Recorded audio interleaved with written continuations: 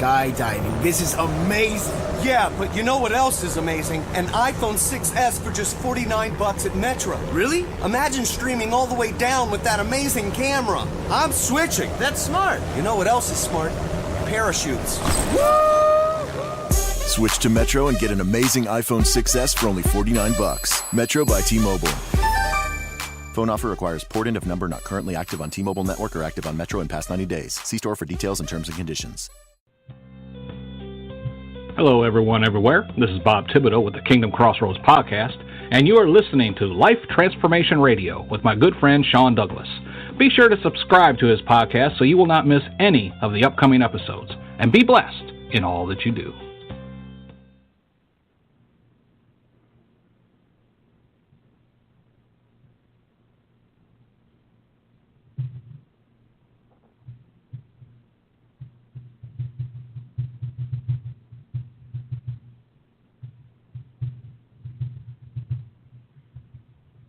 Hello?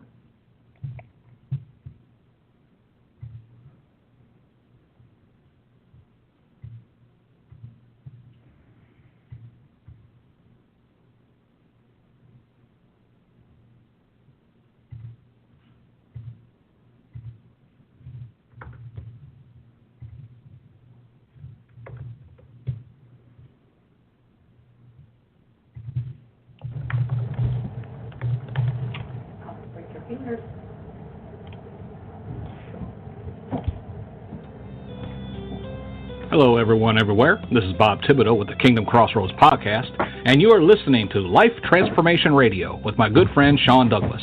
Be sure to subscribe to his podcast so you will not miss any of the upcoming episodes, and be blessed in all that you do. Welcome to Life Transformation Radio. This show is all about life transformations and our journey from where we were to why we are doing what we are doing today. We will discuss the hiccups, the roller coasters, and the blood, sweat, and tears that has been poured out while discovering our purpose. It is all about our transformations. Here is your host, Shawn Douglas. Welcome, everybody, to another episode of Life Transformation Radio. I am your host, Master Resilience Implementer, TEDx speaker, business positioning strategist, and author, Shawn Douglas. This show is currently heard in over 66 countries, such as the United States, Sweden, Australia, New Zealand, all across Asia and Europe.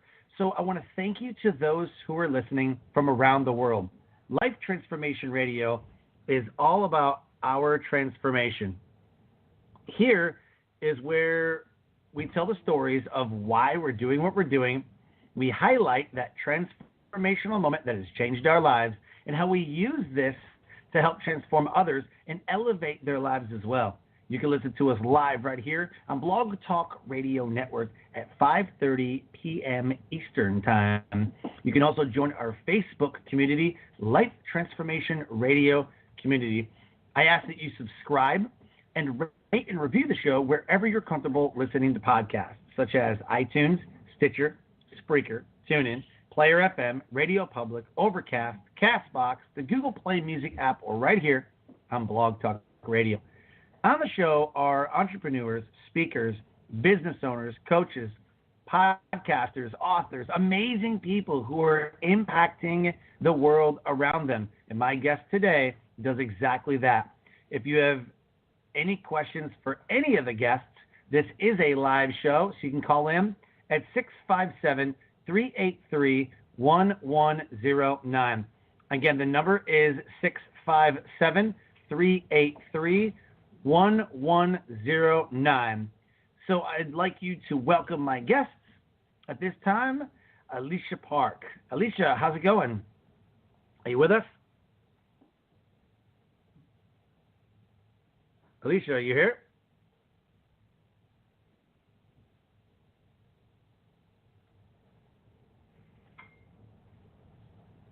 I'm not sure she's here.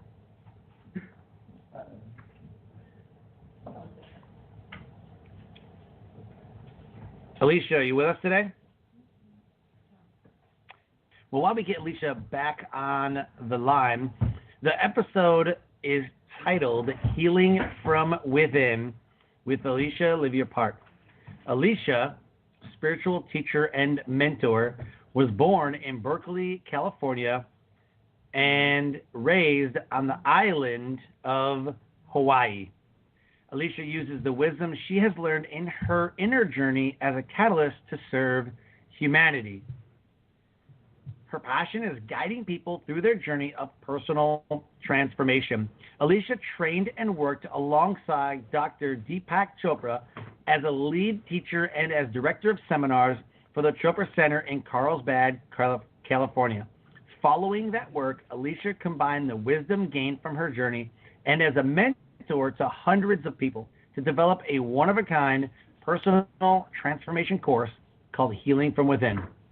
This program guides students to live a life they love by understanding and processing the pain of the past, transforming limited beliefs and negative patterns, and learning spiritual wisdom to live a fully conscious, joyful, and fulfilling life.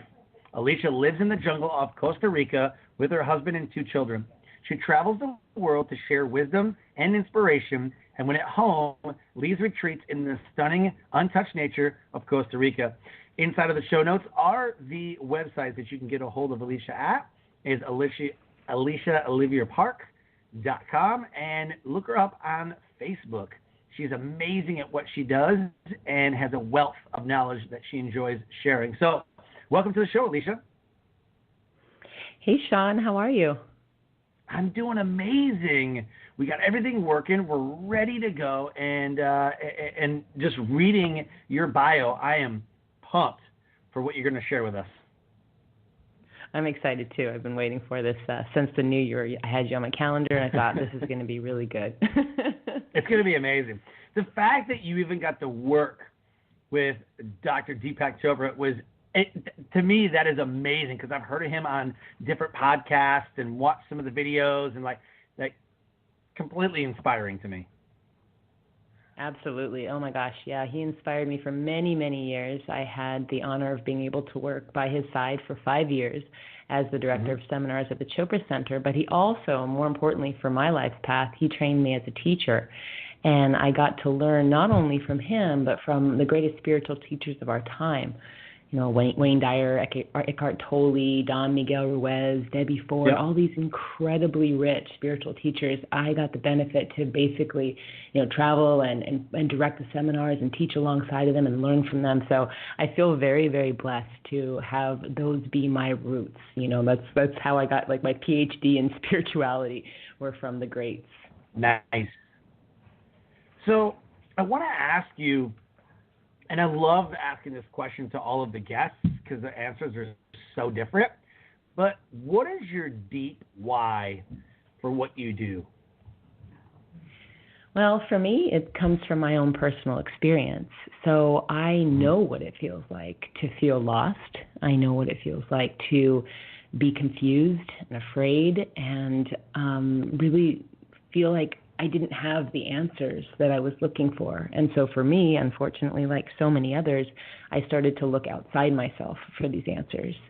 And so my life at the time took a deep dive into drugs and alcohol, and the peer group that I was surrounding myself with was very lost themselves. This was in high school.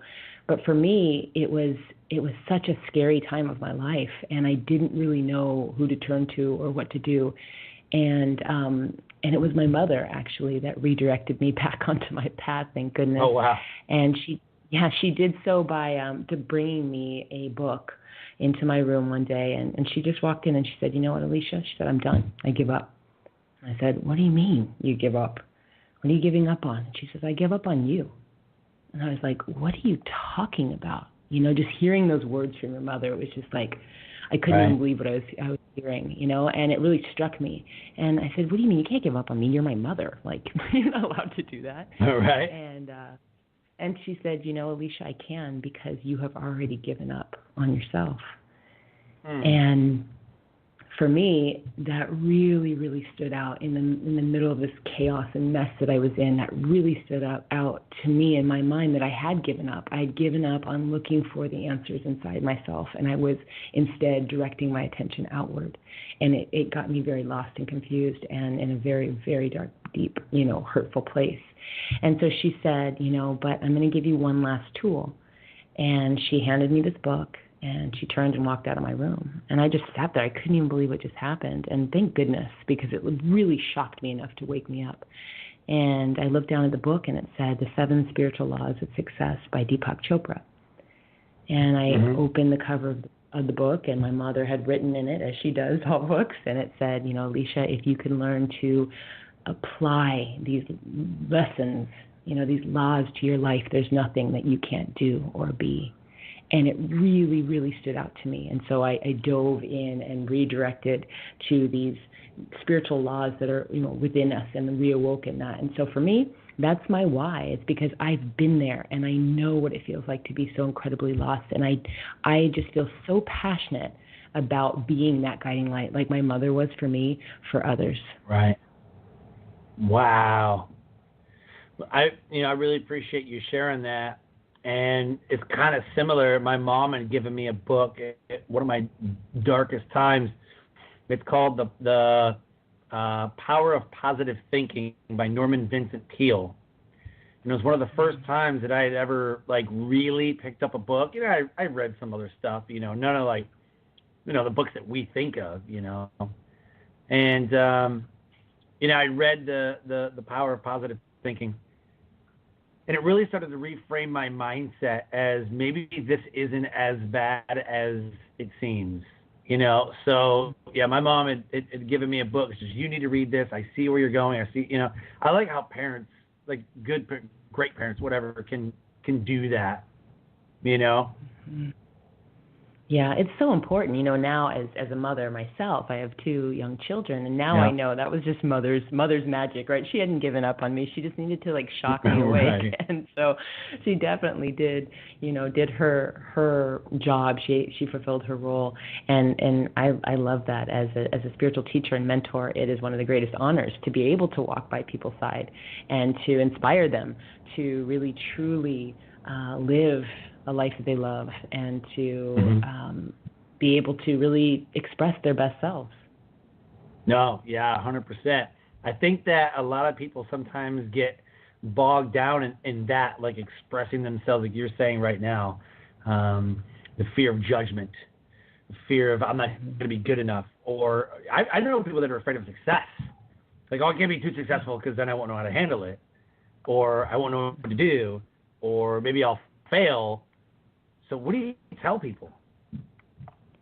Well, those are all really great examples of just things that stand in our way of our own, of our own greatness, And so whenever I start with someone, any of our students that come into our program, we really help them to set a solid foundation from which they can then use as a springboard, right? So, but first we really get deeply rooted into the fears, the pain, anything that's unresolved. We don't ignore that. We don't try to brush that over with some positive affirmations and try to think ourselves, into a new expression of who we are, right?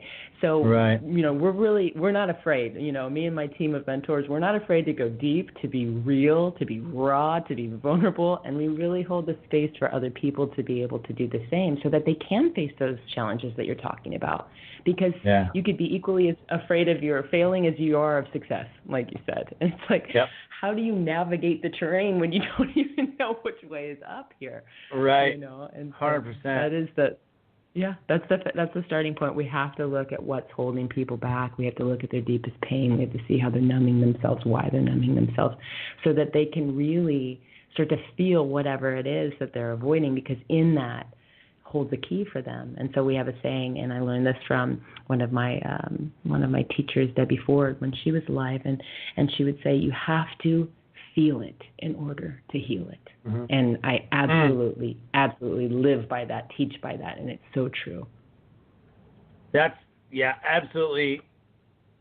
It's interesting that you say numbing it and you have to feel it. That's how a lot of addiction starts. You're trying it, you're like, try it, whatever. But it's a trigger for people that when they have something hard that they're dealing with in life, that they turn to a bottle, they turn to a drug, they turn to some kind of addiction. Mm-hmm. It's like comfort for them. But it's so funny or interesting that you say numbing, because you get to a point in your life where you've had it. Enough is enough. And you now, instead of being an addiction, whatever, it's just to know. Like, I don't want to feel anything. I just want to numb. I don't want to feel. Right. Yeah, absolutely. And that's the thing is when you're in denial like that, because that's really what it does when you're numbing like that, you're just in a space of denial, then there's no opportunity for healing to happen. And I hear this all the time where they're like, oh, the past is in the past. Like people telling me these like really horrible stories of their upbringing. Yeah, but the past is in the past. Cliches. The cliche, the past is in the past, or everything happens for a reason, or right? Yeah, you know? And it's so clear that there's right, and then it's like people that say that, oh, the past is in the past, like so clearly not. It's so clearly in this moment right now, and it's stopping you from becoming the person you're meant to be. You know? Absolutely. And I see that a lot too. Yep. And sometimes it shows up in my life. I'm not even, like, I can identify the times where I'm like, oh, that didn't affect me. No, it's fine. No, it's fine. You know, like me and my dad never had a really great relationship, you know, and I can't even tell you why. I have my own reasons. I'm not sure, you know, what other external reasons there are, but there's reasons there. And so, you know, I got friends that are, you know, great dads, and you know, I try to be a great dad. And I got a friend of mine that has the Front Row Dads podcast, you know, a mentor of mine, John Broman. And, you know, I was telling him, like, man, I love what you're doing with dads. Because, you know, I never really had a dad. Like, I had an abusive stepfather. I had a grandfather that was awesome, but, like, a father, like a dad, like, I really had that, you know? And, I mean, it totally doesn't affect me, you know? He's like, yeah, I could totally see that. like, clearly it does. So, you know, it's like, well, maybe a little bit. He's like, oh, maybe a lot of it. So, you know, but that's one thing that it sometimes it comes up. There's little triggers, and sometimes, you know, oh, it's fine. It doesn't affect me. You're like, oh, are you sure? You should tell your face about it, because it clearly does. Yeah, you know, and that's so true. And that's the thing. I'm not quite sure, you know, what people are so afraid of finding, but I do know that they will do everything in their power to not go outside their comfort zone. And, you know, in order for us to have positive change, we have to be willing to get into the yuck of it, to be willing to be in the discomfort. And so that's some of the work I specialize in, is helping people to feel safe, to be able to be that raw and that vulnerable, where something like the example you just gave, where you could say, yeah, you know, I didn't have a great relationship with my father, and it hurt. Like, it doesn't matter why. It's just, what did it feel like from little boy version of Shawn? Like, what did that feel like to be in that environment with, you know, your father, and then also like having abuse from a stepfather, any of these things? It's like, I think so often as humans, we go into this like, well, why? Well, it doesn't really matter so much why.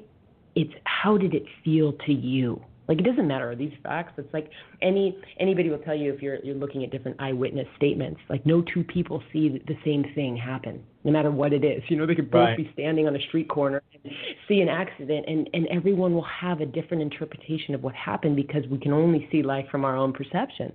And so when I'm working with people and we're clearing up the past, any of the past, but usually I really specialize in and use as a foundation the ages 0 to 7, because those are our formative years. Everything else after that is usually on repeat. And so if we can get to the core of it, you don't have to work with all the symptoms.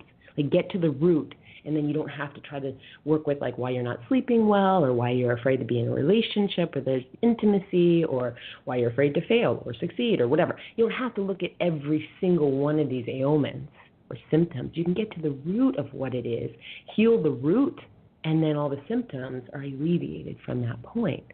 And so it doesn't matter why it happened specifically, or if somebody else had the same perception of what happened. It doesn't matter why your dad thought you didn't have or did have a good relationship, or why they acted in this way, or why you acted. It doesn't matter. It's what happened, And how did it feel for you? And that's all that matters. Wow. And then from there, that deep level of being willing to feel it, your own emotions. Don't worry about anybody else's, like you're saying. Sometimes we get so wrapped up in what everybody else thinks. Not what everybody else's perception is, not what everybody else's feelings are. What happened and how did it feel for me? And once you're willing to go to that depth, then the healing process can begin. Interesting. And it makes a lot of sense because it kind of goes along with what we already know, right? Because it must start within, and like everything that you're saying, like we hear it, but not in the terms that you're putting it in from your standpoint. So I like your stance on it. That's awesome. Thank you. I rather enjoy it myself. Give us a transformational moment that changed your life, which then put your life on the path to what you're doing now. And maybe it was with your mom that gave you the book, but if not, what do you think is one of the transformational moments that stick out to you that has put you on the path to what you're doing today? Well, I think hands down, definitely the example of the teenage years and being so lost and looking outside myself for the answers and running and hiding and trying to fit in and doing all that.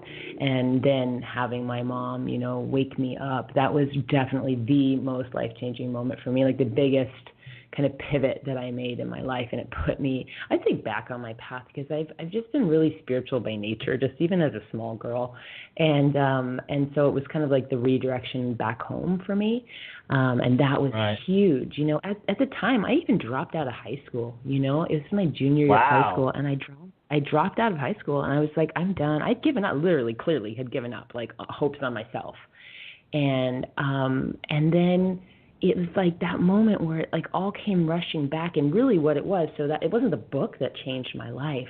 It was that when I was reading this wisdom, it started to awaken a remembrance inside of me of something I had forgotten, and that's why I was lost.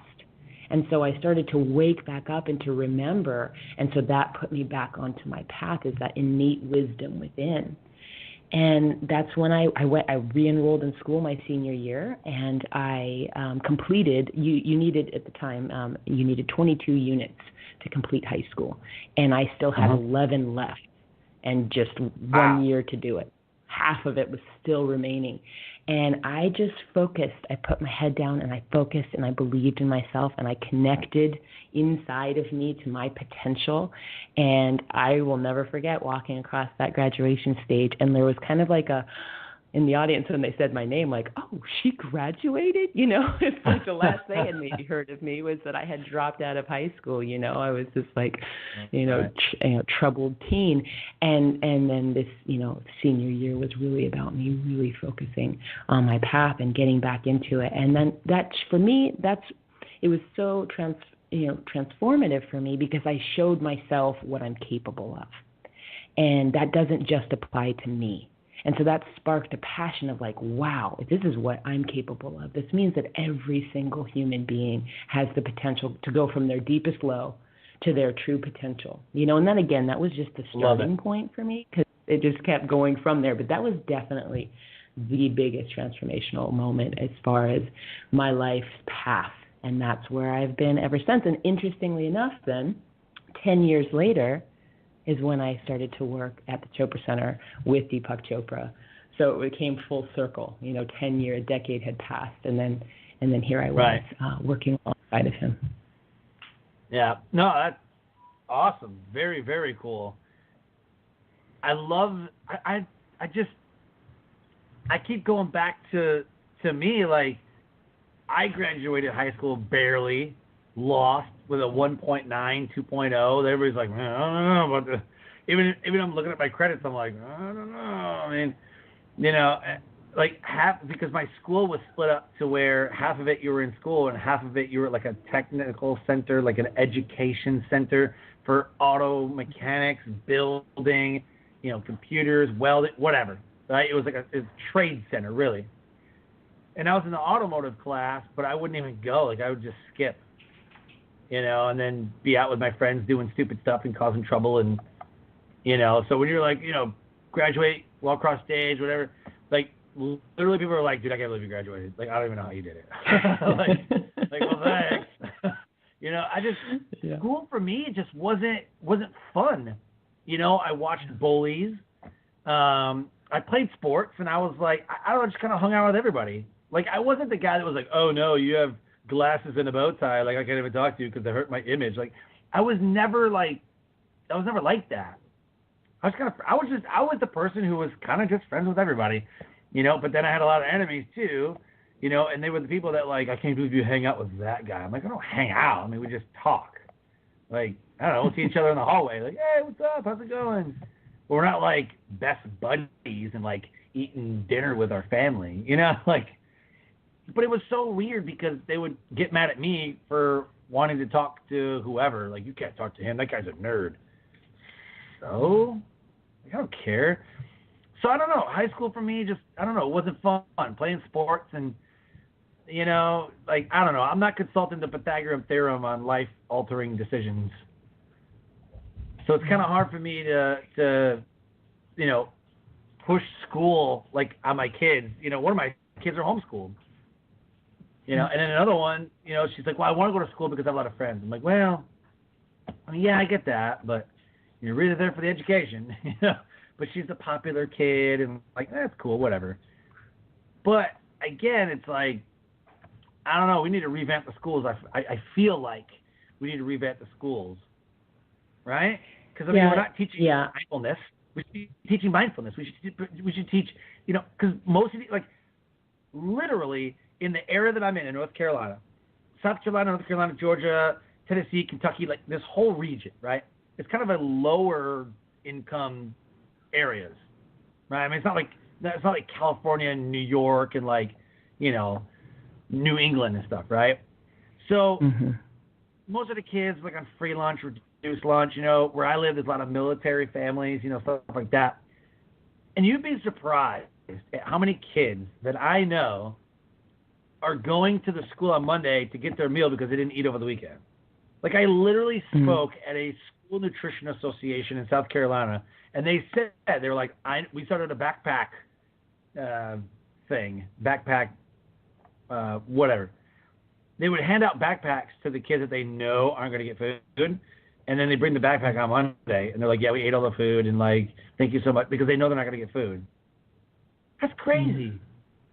That's so crazy. We're not teaching kids relationships, healing for whatever trauma they've gone through, especially foster kids. Foster kids don't have a mindfulness class or an acceptance class or a spiritual healing class, right? Right. Yeah, and it's so true. I mean, you bring up such a very important point. We really, really need to look at what it is that we're teaching the children because, it's not just about being able to know about math and science and, all these other things that we have to check off the list like you and I were talking about in order to graduate or what have you. It's like, where are these life skill classes that you can call it whatever you want and you can add whatever type of topics, but like you're saying, like, how to be able to have, like, conscious or compassionate communication amongst peers. That would do a huge service and lowering the numbers of bullying and things like that is if people could really understand how to start communicating. If we could teach kids how to communicate, like, from the get-go in a way that's conscious, that's kind. If we could teach young people about, we call it codependency in my program. It's not the typical definition of codependency. The way that I view it is it's when we really put more importance on what other people are thinking, feeling, saying, and doing, and not as much on, like, having our own compass, right? And, like, following what we're feeling, what's true to us. We're really always comparing it to, okay, I feel this way, but how do you feel? And we see this so much in kids when they're growing up. It's so important for them to understand that, like, to build confidence, you really first have to be able to understand what these codependent structures are and to be able to break free of those and to be able to, really own what it is that you're feeling or you're thinking or you're doing, your actions, right? Those are your responsibility to help kids know, like, how to be, holding themselves accountable for those things and then letting other people be, responsible for their feelings and their thoughts and what they're doing. It's because it's such an interesting game that we play as humans, where there's so much more attention put on like what someone else is up to or what they're thinking about. And oftentimes, and I taught this to my daughter very young, at a very young age, was, one day she just simply said to me, I'm sure all the parents out there have heard this, it's like, you make me so mad, she said to me. And I just stopped her and I just said, Stella, I can't make you feel mad. I just simply do not hold that power over you. And she was like, right. What? And we're so used to, like I said, giving the responsibility to someone else. You're making me uncomfortable. You're making me feel, unloved, unwanted, whatever. And what we're doing is we're giving our power to someone else when we're saying, like, here you go, you can make me feel a certain way. It's like, no, reclaim that power. You can just simply state it, I'm feeling mad. That's it. And then you've turned it around. You've regained your own power. You're taking responsibility. I'm feeling mad. Right? And it's very, very different. Then you can have a conversation with someone else and kind of work through certain things. So that's kind of, that. Just coming to what you're saying, it's like just something, I'm just giving one example, but how different would the world be if children were learning these types of tools at a young age, in their families, but also reflected in school and in their peer groups? 100%. And there's a couple schools that I've heard of, just doing a little bit of research, where they go to school 6 hours a day, and they actually teach like a mindfulness. They teach some meditation. There's a school in Japan that I researched, and they have 20-minute meditation sessions.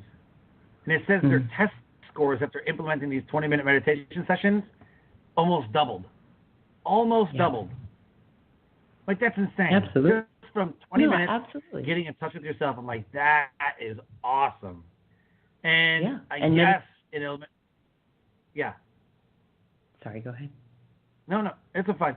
But I guess like recess in elementary school, letting kids run around, get the energy out, whatever. Like the fact that we have, and I didn't realize this until I grew up, and probably why I hated school so much. My mind goes a million miles an hour. I know what I'm going to say before I even say, like, it's so weird. I'm thinking 2, 3, 4, 5 moves ahead, like all the time. Like, if I do this, if this happens. These kids are sitting in their chairs just like, you can't, like, I don't know, I've got a 4-year-old, and my 4-year-old doesn't want to sit all the time. She wants to run around. She wants to hop around. And then all of a sudden she's a bad kid because she has all this energy. Like, oh, no, she's ADD. Come on. Mm-hmm. Yeah. And so, I don't know. We just label these kids, they're just, hyperactive, they're just running around. Right. Well, and at the same time, everything around them is telling them to keep going and multitask and do this and look to this. It's like, it's counterintuitive here, So I think something like a tool, like you're saying, meditation, can be just so incredibly profound for someone on so many levels. We know the research backs it 150% that, meditation is working on all levels, not just spiritually, not just psychologically, it's also part of the physiology, and there's countless studies to back this. I love it. More and more we're seeing healthcare providers recommending meditation as part of someone's, daily, habits. And so it's wonderful. We're seeing a change. We're seeing a shift. But I'd love to see, like you're saying, I'd love to see this happening more with our children, because if we could influence the generation that's coming up, you really do have an opportunity to change the world. Not to sound like cliche, but you really do have an opportunity to change the world if you help to change the way in which the youth is being really kind of, tended to, and what they're being provided and what they're being shown and how we are role models for that in our own lives. But meditation is huge for people to add as a daily practice. And it's something, that we teach straight away, and we work around all of the blockages, because let me tell you, I've been teaching meditation for 17 years. I've heard it all. I have heard it all. Every single reason, excuse that you can't meditate. And it's just like, after a while, it becomes very humorous, because you're like, come on, man, you're just running from yourself. Like, let's just be right. honest, you're scared, but most people won't be. Most like, no, I'm busy, I'm this, and that's like, okay, it's not hard to sit down and meditate, right? It's just that we have all these reasons why we can't, because at the root of it, most people are terrified of what they're going to find when they sit with themselves in the silence and the stillness for, 5 minutes, let alone like 30, So it's really just like anything I was talking about. It's about helping people to feel comfortable, to feel safe, to like, okay, you're going to be okay. Like you're going to make it through this. And let's talk about why you'd want to meditate, not just because everybody's saying it, like, oh, mindful this and be aware here and do this practice and meditate. It's like, okay, but why? And then we can actually, let people see the effects that it has on their physiology, the effects it has on, like you were saying, like test scores, their ability to recall, memory, to be centered, to be grounded, and to feel connected, like just to feel connected, and not so scattered all over the place. So it's huge to be able to start giving these tools. So we can, of course, anyone that's listening now that has children can start to implement some of these things in their own life, if they're not already, as a role model for it. And then, be able to teach our children. I started teaching my kids to meditate when they're very young, like as early as 3 years old. And you can just teach them just very simple breathing practices, and it doesn't have to be for a long time. And you can even teach them moving meditations, so they just learn how to be connected to themselves. So there's plenty of things that we can all do, like today, to help this positive transformation take place. And I learned a lot becoming a resilience trainer, that meditation isn't just, like cross your legs, put your fingers together, like the whole like Om and all that stuff like this. It's not what, I don't know where they even came from, but there's visualization scripts. You can actually read visualization scripts, and it's a form of meditation. You can there's different exercises that you can do. I use the Headspace app, and the Headspace app has a bunch of like muscle exercises. You're feeling the tension in different parts of your body, whatever. Or there's music that you can listen to that has kind of some suggestive things that you can do. Journaling could be kind of a meditation, like what am I thinking? What am I feeling? What am I believing? And you're writing these things down, and you're kind of meditating or being mindful of why you think, feel, and believe the way that you do right this second. So let's talk about that in some different ways that people can have a mindfulness or a meditation exercise every single day. What is your advice to those listening right now? Well, my number one advice, if you remember one thing, it's RPM, Rise, P, Meditate. Okay, I learned that from my time at the Chopra Center and my good friend David G. And this is it, RPM, Rise, P, Meditate, because let me tell you, it becomes like 95% harder after that time.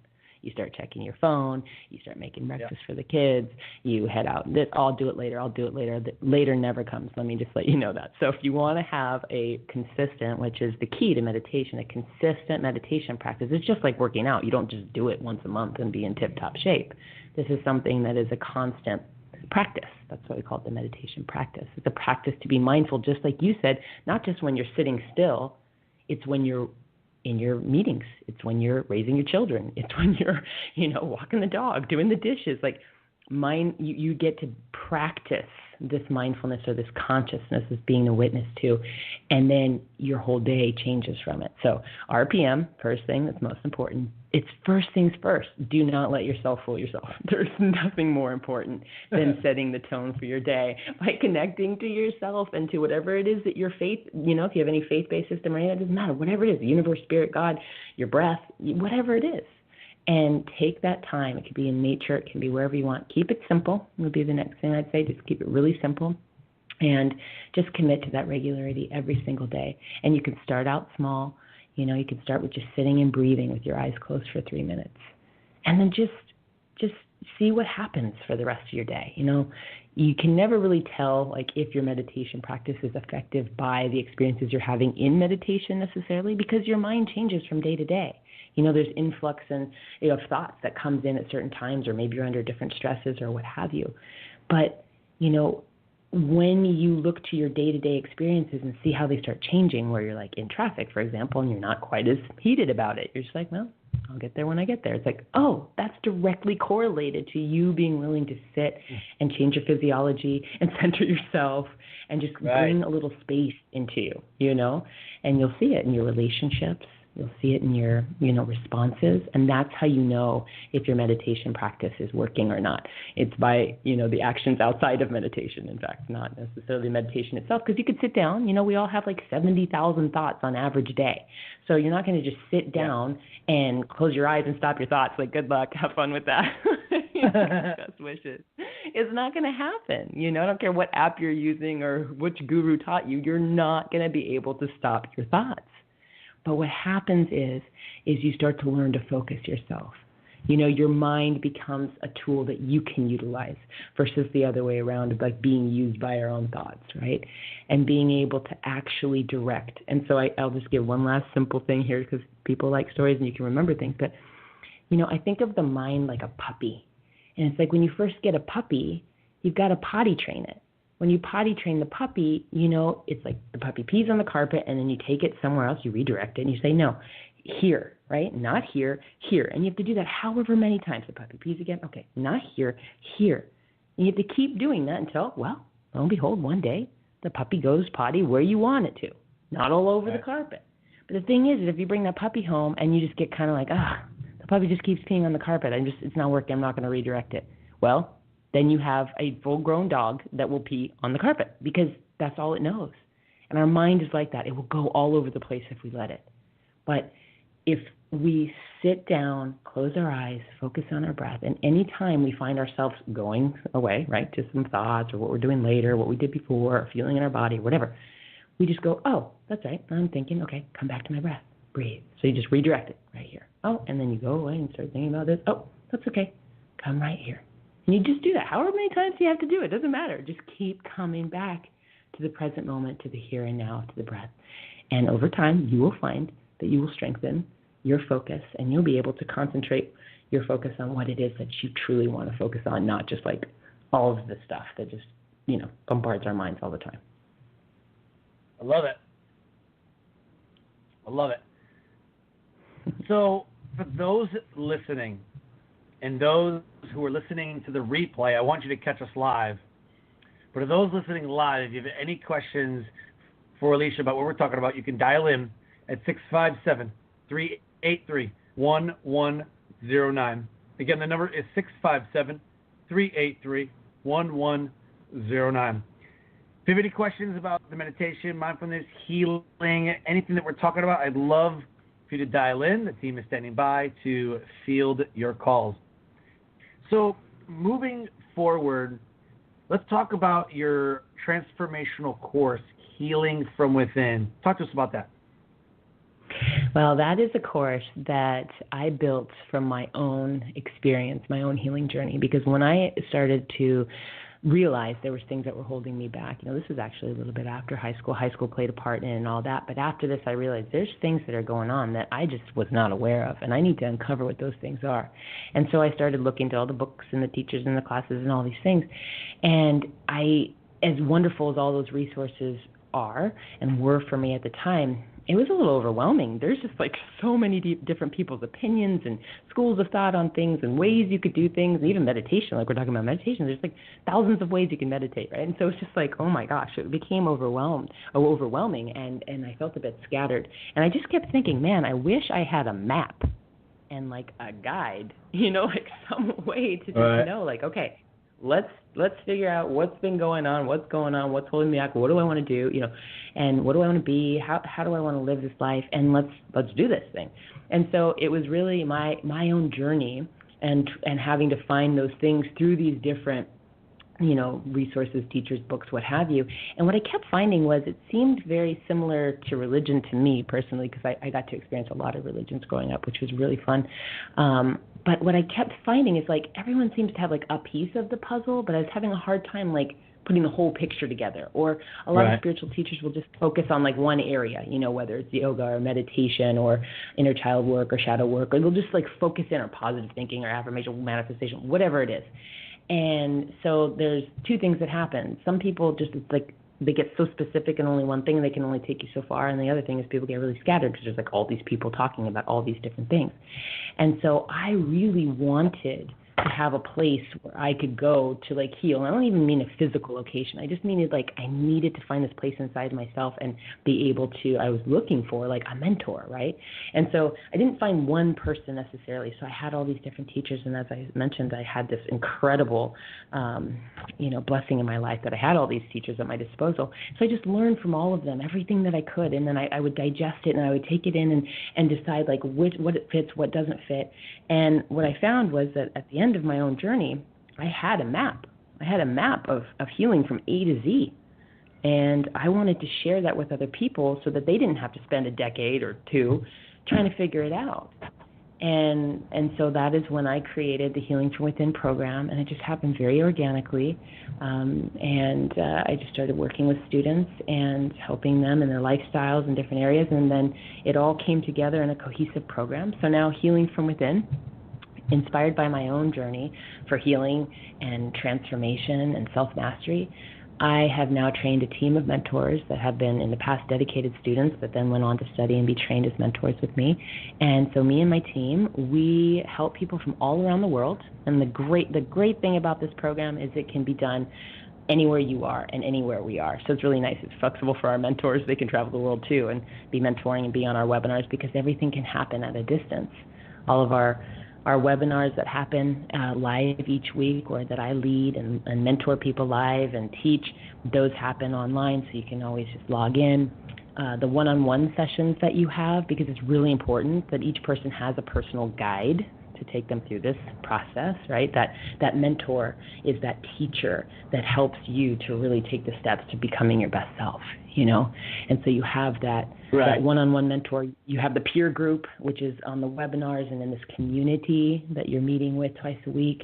And then you have this map. And so all of the teachings of Healing from Within, from lifestyle all the way to claiming your greatness and living your destiny and everything that goes in between, it's all in our online program that is for our private clients. And it takes you step by step through your journey of healing, transformation, and self-mastery. And where can they join the course or get more information about it? Is it on your website? Yeah, there's some information on my website. What I like to do is I like to talk to people. I really enjoy being with people. No, me too. And yeah, clearly, right? It's like, so, I like to do this more personally. Sure, we have a website, it has information, but what I like to do is I like to connect with people personally and see where are they right now.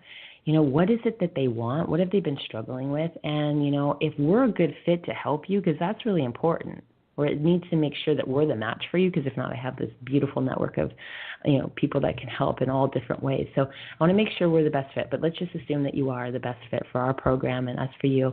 Then we can take the steps. We can help you to then become, come into the program, which is really simple. It's so nice. It can, like I said, be done from anywhere in the world and at any time. We don't start, okay, we're starting our new program in, 3 weeks. It's ongoing. You get to be a part of a community that's learning and growing together through all the stages of the work. And so there's some people, you'll be amongst people that are further along in the journey because they've been in there longer. They'll be, with people that are just starting out as you start going through.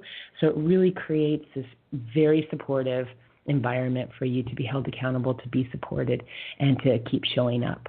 And so for your listeners, I can offer a free call actually for them, and it's a clarity call, and so we can make sure that they have the link to just get into my schedule, and we can I put it up there in the show notes just now. Oh, perfect. Okay, perfect. So then, we can just connect, and we can just see, and if it's the right fit, then away we go. Yep, there you go. Yep, the Meet Me Healing from Within Clarity Call. The link is in the show notes. So copy, paste, click on the link, whatever you need to do, get the 30-minute call with her. And even if you take nothing away, I'm telling you, she's going to blow your mind. Just in those 30 minutes, you can't help but work with her. Like, I'm just throwing it out there. It's amazing. I love that. I love that. And, it gives me an idea to see if the program's the best fit for them. Or maybe sometimes people, really need to come and be immersed in nature because they've been so disconnected and working so hard and whatever. And we do offer retreats here in Costa Rica throughout the year. So I can also see if that's a better fit or, something additional for people to be able to immerse themselves in nature and go through it. So we have the Healing from Within retreats where people can really be here, unplug from their everyday life, plug into their own source, into nature, and really be, in a supportive environment. Where's the retreats at? So the retreats are here in Costa Rica. Yeah. Costa Rica? And, okay, It's never been there? It's beautiful. But that gives me a reason to go. You have to come down. I mean, literally, this is we live in a little paradise where the jungle meets the ocean. And we really just, because we've been here for, almost 10 years now, we really have paved the way, if you will, for others to come and be here and have a really incredible, safe and exciting and nurturing experience. And we help people through the whole process, and so then they can come and just be here and be in the warm waters and hang with the monkeys and just, chill and breathe and be, so it's quite incredible what happens when you tap into nature and all these healing energies too. Very cool. Very cool. I'll look into that because I've never been to Costa Rica, and it kind of just gives me a reason to go. So, one of the things that I wanted to ask you was if someone doesn't know, they're stuck, right, and they don't know, where to turn, do I go to spiritual? They're kind of in between, right? What's your advice for them? They got the call, that they get that, do I want the call? Do I not? If they're just stuck and they're listening to this episode right now, and you said it earlier, it's the one thing I want you to take away. What do you want to tell them? Well, I want to say that, each one of us is living our own version of our hero or heroine's journey, right? Each one of us is really the main character of this, what I consider epic story. And yet so many people do not know that. They live as if they're just kind of a side character in somebody else's story. And it's no, you are really the most important character in your story. And you've got to feel not only feeling stuck, oh my gosh, that's not good, but you really got to thrive, right? You came here to live a life and you have tremendous gifts and purpose. Every single one of us does. And so if I could just say one thing, it's give yourself the chance to live to your highest and best, possibility, right? There's so much possibility for each and every one of us. So if you're feeling stuck now, let's get unstuck. Don't stay stuck, and just keep doing the same thing over and over and over, right? We already know the definition of insanity, doing the same thing over and over and expecting a different result. Stop the insanity. You are so important, so valuable. Let's help you to get the support that you need, the clarity that you need to not only be unstuck, but to really thrive in this life and to live the life that you came here to live. I really love that, and I love the fact that you said, "Don't stay stuck." Mm-mm. Don't stay stuck. Yeah. That really kind of hit a nerve for me. Right, because you don't have to. Like I said, this day and age here, we're sitting here together, Shawn. You've got this radio show about transformation. People don't have to stay stuck anymore. You don't live somewhere by yourself as a hermit and there's no other options. There are options. There is a way. There's a path. Your path, it's waiting for you. So definitely don't stay stuck. Don't normalize being stuck as that's just life. No, it's not. That's part of life, but the other side of it is to go through it. You don't just get stuck and that's it. Right. You're about to have a huge breakthrough if you let yourself. It's on the other side of being stuck. And so many people, they plant their mailbox at the feet of adversity and obstacle. They plant their mailbox, put up an address, and say, "This is where I live. I'm living at the feet of adversity. I'm living at the feet of any obstacle that comes in front of me. I can't move. I'm stuck." and so I'm planting my mailbox, and that's where I'm going to live.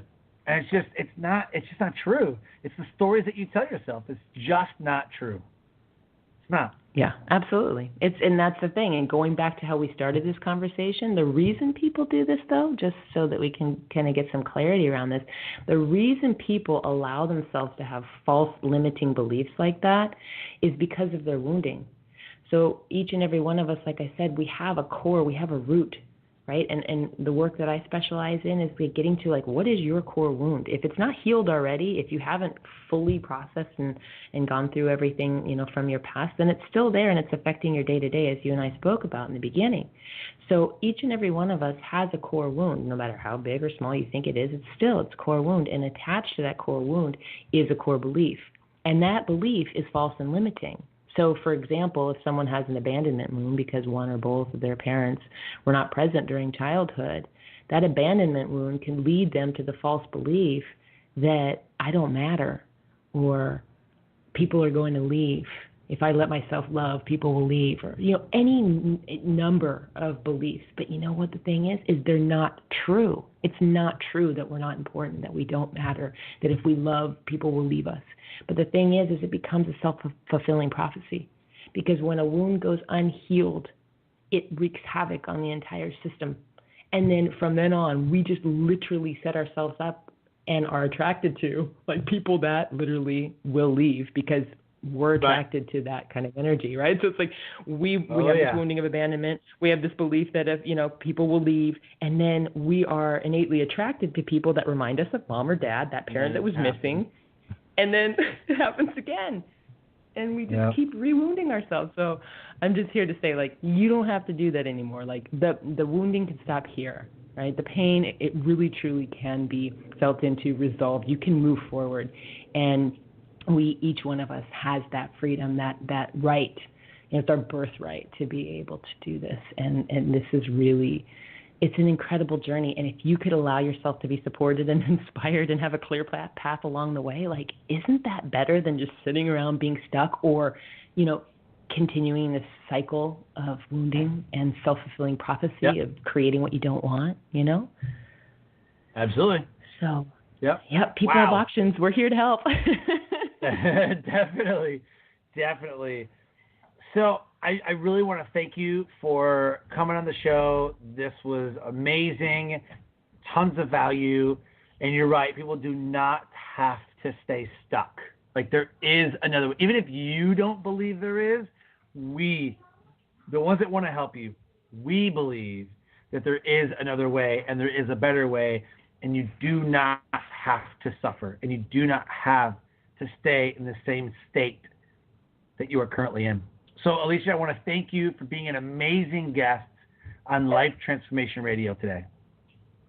Thank you so much, Shawn. I really appreciate it. So, Life Transformation Radio listeners, an amazing guest. She is impacting the world around her, literally the world around her, in a big way. If you want to go check out the retreat that we're talking about, it is on the website. Go to AlishaOlivierPark.com. It is right there in the show notes. Check it out. Catch her on Facebook.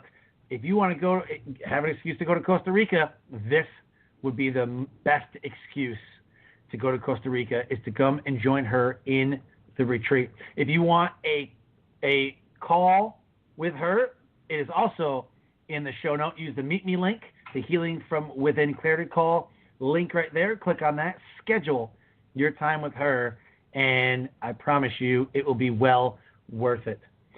So as we close the show, I ask that you subscribe to Life Transformation Radio so that you never miss an episode, and share it with your network so that others can share in the transformation possibilities.